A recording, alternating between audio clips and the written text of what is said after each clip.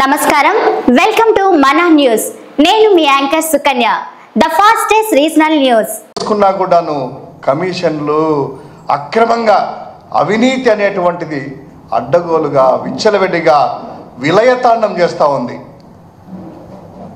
ప్రభుత్వంలో ఉన్నటువంటి పెద్దలకు వారి సన్నిహితులకి భూములన్నీ కూడాను ఎకరాలకు ఎకరాలు కారు చౌకగా కనీసము టీ రేటు కంటే తక్కువ ధరలకే ఇచ్చి అడ్డగోలుగా భూముల యొక్క దోపిడీ అనేటువంటిది కొనసాగుతూ ఉంది. మామూలుగా మనము కొత్తగా ప్రభుత్వం ఏర్పడిన తర్వాత చంద్రబాబు నాయుడు గారు వచ్చి ఆర్టిఫిషియల్ ఇంటెలిజెన్స్ ఏఐ అన్నారు. అప్పుడే మాకు అర్థమైంది ఏంటంటే గతంలో కూడా ఐటీ అని చెప్పి నేదురుమల జనార్దన్ రెడ్డి గారు ఏదైతే ఆల్రెడీ కాంగ్రెస్ హయాంలో సైబర్ టవర్స్ అనేటువంటి దగ్గర ఐటీ అది చేసి పనులు జరుగుతున్నా కార్యకలాపాలు జరుగుతున్నా కూడా అక్కడికి మళ్ళీ కొబ్బరికాయ కొట్టి ఆ చుట్టుపక్కలంతా కూడాను భూములని రియల్ ఎస్టేట్ వ్యాపారానికి తన అనుచరులకి సహచరులకి ఇచ్చి ఆ యొక్క బిల్డింగ్ నిర్మాణాలకు కూడాను తన అనుంగులకి ఇచ్చి ఏ విధంగా చంద్రబాబు నాయుడు గారు చేశారనేటువంటిది అర్థమవుతుంది. తర్వాత కొత్త రాష్ట్రం ఏర్పడిన తర్వాత 2014లో అమరావతి అన్నారు. ఆహా ఏదో అమరావతి కడతాళ్లే బిల్డింగ్ అనేటువంటిది ప్రజలు కూడా ఆశించారు, ఎదురు చూశారు. కానీ అక్కడ జరిగింది ఏంటంటే అమరావతిలో కేవలము G+1 5 బిల్డింగులు కట్టి తద్వారా అది కూడాను విపరీతమైనటువంటి రేట్లు వాళ్ళ అనుంగులకి ఇచ్చి వారి ద్వారా హైదరాబాదులో ఒక బిల్డింగు, అదేవిధంగా మంగళగిరిలో ఇవన్నీ కూడా పార్టీ కార్యక్రమాలన్నీ కూడా వాళ్ళ చేత ఎలా కట్టించుకున్నారో ఏంటి అనేటువంటిది మనకి ఇంకొక ఉదాహరణ.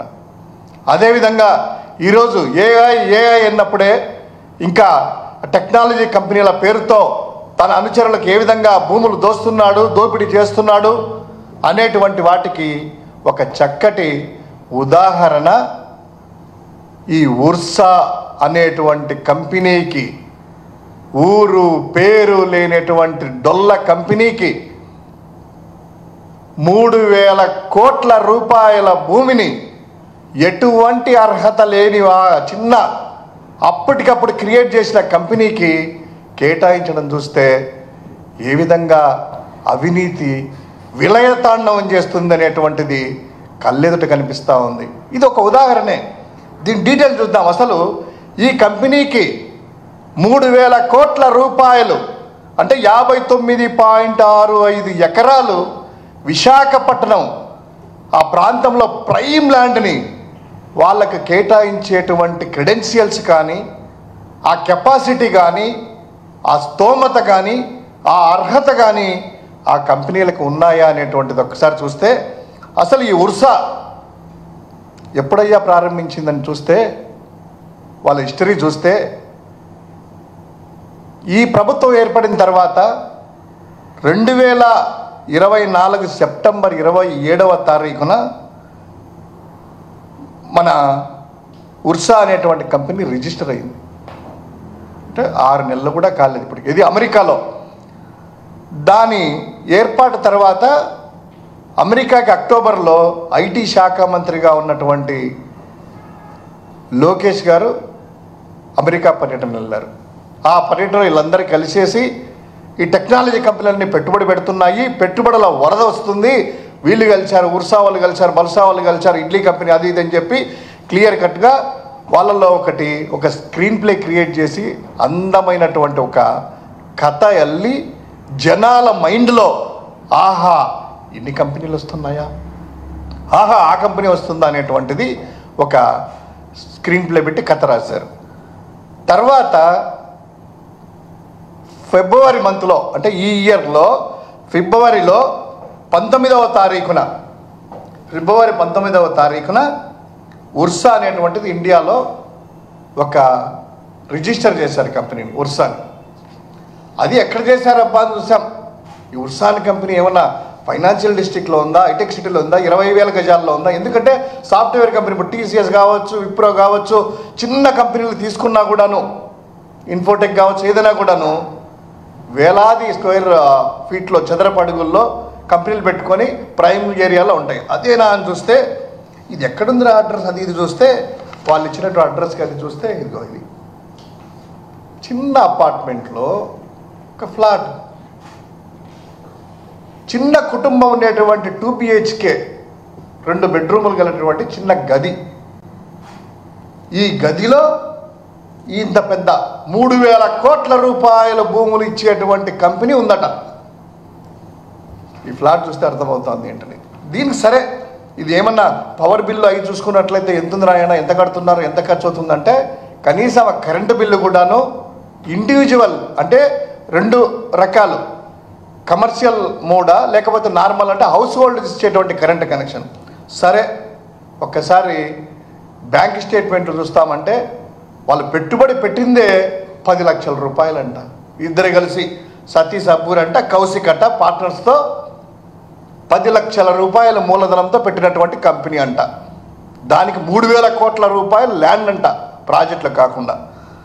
సరే ఇన్ని చూస్తే దానికి బ్యాంక్ స్టేట్మెంట్ కావచ్చు, లేకపోతే దానికి క్రెడెన్షియల్స్ కావచ్చు, ఫాస్ట్ హిస్టరీ కావచ్చు, ఏ తీసుకున్నా కూడాను కనీసం అంటే దానికి 20 లక్షల రూపాయల కాంట్రాక్ట్ ఇచ్చేటువంటి కాంట్రాక్టు, భూమి కాదు 1/2 సెంటు భూమి ఇచ్చేటువంటి కెపాసిటీ కూడా వాళ్ళకి లేదు.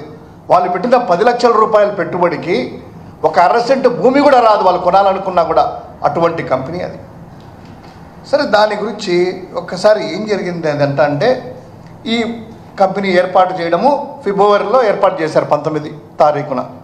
ఏప్రిల్ 10వ తారీఖు వచ్చే లోపల 40 రోజుల లోపల ముఖ్యమంత్రి గారు అధ్యక్షత ఉన్నటువంటి బోర్డులు ఎస్ఐపిబి అంటే state investment promotion board, state investment promotion committee అనేటువంటిది 2 కమిటీలు ఉంటాయి. నార్మల్గా ఎక్కడికైనా కూడా భూములు ఇవ్వాలన్నా, ఆ డిపిఆర్లో స్టడీ చేయాలన్నా వారికి ఉందా కెపాసిటీ, ఉద్యోగస్తు మనకి ఎంప్లాయ్మెంట్ ఇవ్వగలరా, వాడు పెట్టుబడి పెట్టగలరా అనేటువంటిది అత్యున్నతమైనటువంటి బాడీ ఇది ఎస్ఐపిబి, ఎస్ఐపిసి. వీటిలో కూడా నిర్ణయాలు తీసేసుకున్నారట. 59.65 ఎకరాలు మన ఈ 10 లక్షల రూపాయల క్యాపిటల్ ఉండేటువంటి కంపెనీకి, చిన్న అపార్ట్మెంట్లో ఉండేటువంటి కంపెనీకి 59.65 ఎకరాలు దాని వాల్యూ ఎంత అంటే వారి లెక్కల ప్రకారమే 3,000 కోట్ల రూపాయలు. అది దేనికి పెడుతుందిరా అంటే డేటా సెంటర్ పెడతారట. ఏమయ్యా భూములు లేదు కదా, కనీసం అంటే కనుక ఆఫీస్ కూడా లేదు, ఇది ఇదంటే డేటా సెంటర్ కదా, మేము ఆఫీస్ తర్వాత పెడతాము అనేటువంటి వివరణలు వస్తున్నాయండి. అంటే ఇప్పుడు మైక్రోసాఫ్ట్ ఉంది, తర్వాత డేటా సెంటర్లో ఇన్ఫోసిస్ ఉంది, టీసీఎస్ కావచ్చు, ఇంకో కంపెనీ కావచ్చు, లేదా వీళ్ళందరూ కూడా కంపెనీలు డేటా సెంటర్ పెట్టే కంపెనీలకి అడ్రస్లు కానీ ఆఫీసులు కానీ వాళ్ళ కాంట్రాక్ట్లు ఇచ్చినాకనే వస్తాయా, ముందు వస్తాయా, ఒకసారి ఆలోచన చేసుకోవాలి. తర్వాత ఇది ఈ ఉల్సా కంపెనీకి సంబంధించిన వాటిలో మన క్యాబినెట్లో కూడా తర్వాత నిర్ణయం తీసుకోవడము, ఎస్ఐపిబిలో నిర్ణయం తీసుకోవడం జరిగింది. ఒకటి అడుగుతూ ఉన్నాము, అసలు ఈ సతీష్ అబ్బూర్ అనేటువంటి వ్యక్తి కానీ ఆ కంపెనీలో ఉన్నటువంటి పార్ట్నర్స్ కానీ గత హిస్టరీ తీసుకున్నా కూడాను 21st సెంచరీ అనేటువంటి ఒక ఇన్వెస్ట్మెంట్ పెట్టి దాదాపు ఒక్కొక్కరి దగ్గర 20 లక్షలు 30 లక్షలు తీసుకొని పారిపోయినటువంటి క్రెడెన్షియల్స్ ఉన్న డిఫాల్టర్స్ వీరికి సంబంధించినటువంటి వాటిలో పెడితే నిన్న ఒక వీడియో రిలీజ్ చేశారు ఆయన, సతీష్ గారు అనేటువంటి ఆయన అనుకుంటాను, మేనేజ్మెంట్ కంపెనీ నుంచి వచ్చి మాకేదో లేదు అని ఆ మాట చెప్తాను. ఎన్ని కూడా సోషల్ మీడియాలో చక్కర్లు కొడుతున్నాయి, నీదే కదయ్యా నీదే కదయ్యా అని. సరే ఇంకొకటి, ఇంత జరిగి ఆ 10 లక్షల కంపెనీకి పెట్టుబడి పెట్టే వాళ్ళ యొక్క మూలధనం ఉన్నటువంటి కంపెనీకి ఇంత ప్రాజెక్టులు వస్తున్నాయని ఇంతవరకు ఎప్పుడు కేటాయించింది ఏప్రిల్ 19 నుంచి ఇంతవరకు గొడవ జరుగుతూ ఉంటే ఈరోజు వరకు ప్రభుత్వం నుంచి కానీ ప్రభుత్వంలో ఉన్నటువంటి సంబంధిత శాఖ మంత్రి కానీ పరిశ్రమల శాఖ మంత్రి కానీ పరిశ్రమలకు సంబంధించినటువంటి కార్యదర్శులు కానీ ప్రభుత్వ కార్యదర్శులు కానీ చీఫ్ సెక్రటరీ కానీ, ముఖ్యమంత్రి గారు కానీ, డిప్యూటీ సీఎం గారు కానీ ఇంతవరకు దీనికి స్పందించలేదు. పైగా మామూలుగా ప్రభుత్వం ఇస్తే వాళ్ళు స్పందించాలి, ఇంత అలిగేషన్స్ వస్తే వీళ్ళు తీసుకున్న వాళ్ళు వచ్చి లేదు మేము 50 లక్షలకు కొన్నాం, 3.5 ఎకరాలేమో ₹1,00,00,000 కొన్నాం, మాకు ఇది అని చెప్పి వీళ్ళు వచ్చి చెప్తున్నారు. వీళ్ళు చెప్పేదాని ప్రకారం 56.5 ఎకరాలేమో 50 లక్షల కట్ట, 3.5 ఎకరాలేమో ₹1,00,00,000 కట్ట, 60 ఎకరాల వరకు మేము తీసుకున్నాము అని వీళ్ళు చెప్తున్నారు. ప్రభుత్వం కదా చెప్పాల్సింది. దీన్ని ఆ కంపెనీ సంబంధించిన ట్విట్టర్ అకౌంట్లోనో వారి వెబ్సైట్లోనో అక్కడేమైనా వచ్చిందా అని చూస్తే ఆ ట్విట్టర్ అకౌంట్ కూడా కనీసం ప్రతి కంపెనీకి ఉంటుంది కదా కమ్యూనికేషన్. ఇప్పుడు ఐటీ అనేటువంటిది డేటా సెంటర్ ఉంది, అక్కడి నుంచి రాలేదు. టీడీపీ ఆఫీస్ సంబంధించినటువంటి ఒక పొలిటికల్ పార్టీ వారి ట్విట్టర్లో, వారి ఫేస్బుక్లో, సోషల్ మీడియా మాధ్యమాల్లో వస్తూ ఉన్నాయి. అయినా ప్రభుత్వానికి ఏదో ప్రైవేటుడికి సంబంధించింది కదా, ప్రభుత్వం కదా స్పందించాల్సింది. తెలుగుదేశం పార్టీ ఎందుకు భుజం మీద వేసుకుంటుంది? ఏదో అంటారు కదా ఒక సామెత, గుమ్మడికాయల దొంగలంటే భుజాలు తడుముకున్నట్లు. ఆ ప్రైవేట్ కంపెనీ వాడికి పార్టీ ఎందుకు నెత్తినేసుకుంటుంది? ఎందుకు వాళ్ళు భుజం మీద వేసుకొని మోస్తున్నారు? ఇదే విషయాన్ని తెలుగుదేశం పార్టీ అఫీషియల్ ఖాతాల్లో పెడుతున్నారు కదా సోషల్ మీడియా మాధ్యమాల్లో. ఏం ఆ ప్రభుత్వం దాంట్లో కూడా పెట్టచ్చు కదా. సీఎంఓ ఉంది అఫీషియల్గా, ముఖ్యమంత్రి గారిది ఉంది, డిప్యూటీ సీఎం గారిది అఫీషియల్ ఉంది పేజీ, గవర్నమెంట్ మెయింటైన్ చేసేది. వాటిలో ఎందుకు పెట్టలేదు అంటే ఏదో గోల్మాల్ జరుగుతూ ఉంది. ఈ భూములు అనేటువంటిది క్లియర్ కట్గా ఈ అపార్ట్మెంట్లో ఉన్నటువంటి చిన్న కంపెనీకి, 2 నెలల కంపెనీకి, ఏ విధమైనటువంటి క్రెడెన్షియల్స్ లేని కంపెనీకి ఇచ్చారు అంటే దీనిలో ఎవరెవరి పాత్ర ఉంది, ఎవరెవరికి కేటాయింపులు జరిగాయి, దీని వెనకలు ఉన్నటువంటి మతలబ్ ఏంటి, ఈ 3,000 కోట్ల రూపాయల్లో ఎవరెవరికి ఎంత వాటాలు వెళ్ళాయి, ఈ ప్రజలకి నిగ్గు తేల్చాల్సినటువంటి విషయాలు. ఎందుకు స్పందించలేదు ఇంతవరకు ప్రభుత్వ సైడ్ నుంచి? ఎవరే కానీ సంబంధిత శాఖలు స్పందించాలి కదా. ఒకటి క్లియర్గా వైఎస్ఆర్ కాంగ్రెస్ పార్టీ కానీ మేము కానీ డిమాండ్ చేస్తూ ఉన్నాం, నిజంగా అవినీతి కానీ ఇంత విచ్చలవిడి కానీ ప్రాసెస్ కానీ అవి లేనప్పుడు ఎస్ఐపిబి సంబంధించినటువంటి మినిట్స్ కావచ్చు, ఎస్ఐపిసి సంబంధించినటువంటి మినిట్స్ ఆఫ్ మీటింగ్ సంబంధించినటువంటి వాటిలో క్లియర్ కట్గా ఉంటుంది కదా దాని క్రెడెన్షియల్స్ కానీ, ఇది ఇంత ఇచ్చాము దానివల్ల అని కన్విన్స్ అయినటువంటిది. అధికారులందరూ కూడా కలిసే ఆ కమిటీలో అత్యున్నతమైన బాడీ కదా, వాటిని ఎందుకు పబ్లిక్ డొమైన్లో పెట్టలేదు? ఎందుకు దీని గురించి ఖచ్చితంగా సిబిఐ చేత, ఎందుకంటే ఇది నార్మల్ కుంభకోణం కాదు. 3,000 కోట్ల రూపాయలు ఒక చిన్న 10 లక్షల రూపాయలు మూలధన వ్యయం ఉన్నటువంటి కంపెనీకి ఇచ్చేటువంటిది అతి పెద్ద కుంభకోణము.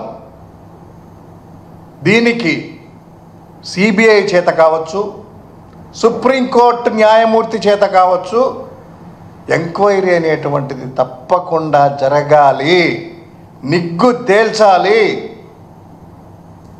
సో ఈ విధంగా 11 నెలల్లో చూసుకున్నట్లయితే, ఇది నేను చెప్పింది ఒక ఉదాహరణ మాత్రం. ఈ ఉర్సా అనేటువంటిది బోల్డ్ అని ఉన్నాయి అనేకంగా, ఇంకా ప్రతి దగ్గర మైనింగ్ కావచ్చు, శాండ్ కావచ్చు, లిక్కర్ కావచ్చు, అమరావతిలో సంబంధించిన పనుల్లో కావచ్చు, ఇవన్నీ కూడాను. సో ఇక్కడ 11 నెలల కుటుంబంలో ఈ విధంగా జరుగుతూ ఉంటే, ఇంకా అభివృద్ధి సంబంధించినట్టు వస్తే, జగన్ గారి హయాంలో 17 మెడికల్ కాలేజీలు వస్తే, ఒక 5 ప్రారంభాలు కూడాను పూర్తి అయితే వాటన్నింటిని కూడాను ప్రైవేట్ పరం చేయడం, తమకు నచ్చిన వాళ్ళకి ఇవ్వాలనుకోవడం. అదేవిధంగా ఈ పోర్టులు కావచ్చు, హార్బర్లు కావచ్చు, ఇవన్నీ కూడా అభివృద్ధి చేసి పెడితే జగన్ గారి టైంలో ఇప్పుడు ప్రైవేట్ పరం తన వాళ్ళకి, తన అనుయాయులకి ఇవ్వడము. అదేవిధంగా ఫైబర్ నెట్ చూసుకున్నట్లయితే గత ప్రభుత్వంలో మా హయాంలో ఇంటరప్ట్ కాకుండా ప్రసారాలు అనేటువంటిది, నాణ్యమైనటువంటి ప్రసారాలు అందించేటువంటి ఆ యొక్క ఫైబర్ నెట్ను ఈరోజు సరఫరాలన్నీ కూడా దాదాపు నిలిపివేస్తూ, కనెక్షన్లు తగ్గించుకుంటూ వస్తూ, నష్టాల్లో చూపిస్తూ ప్రైవేటు పరం చేయడానికి కుట్రలు జరుగుతున్నాయి. ఇక ఏపీఎండిసి దగ్గరికి వస్తే భవిష్యత్తులో ఆదాయాన్ని దృష్టి పెట్టుకొని 9,000 కోట్ల రూపాయలు రుణాన్ని తీసుకొని ఆర్థిక అరాచకానికి పాల్పడుతూ ఉంటారు. చివరికి రోడ్లను కూడా ప్రైవేటు పరం చేసేసి టోల్ గేట్ల ద్వారా వసూలు చేయాలనేటువంటి కుట్రలు జరుగుతూ ఉన్నాయి. సో ఈ 11 నెలల్లో 151,000 కోట్ల రూపాయల అప్పులు ఈ యొక్క కూటమి ప్రభుత్వం చేసింది. 151,000 కోట్ల రూపాయలు. ఒక్క సంక్షేమ పథకమైనా అమలు చేశారయ్యా? లేదే. ఎక్కడికి వెళ్ళాయి డబ్బులంతా?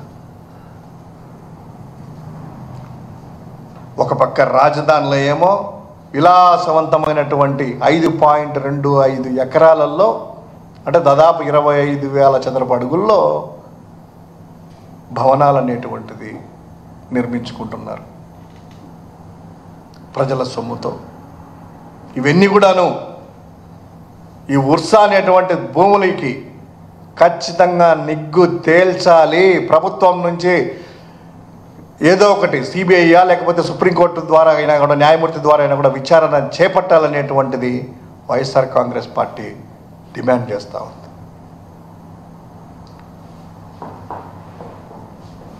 Thank you.